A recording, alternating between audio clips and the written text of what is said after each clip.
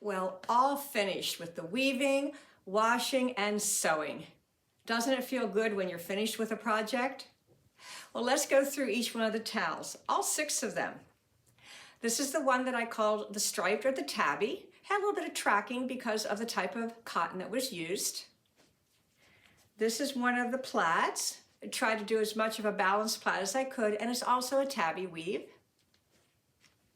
This was the other plaid that I did. I was trying to use up all the leftover yarn that was in different colors that I did for the first plaid. It's also a tabby. This one I called the point twill.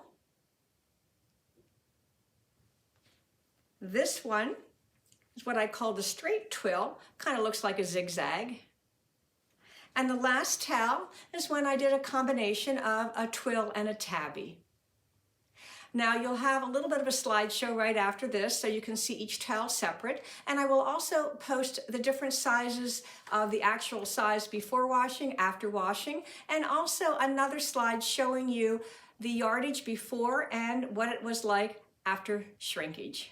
Thank you so much for sticking with me through this journey, and I hope this has helped some of you learn a little bit more about weaving from the beginning to the end.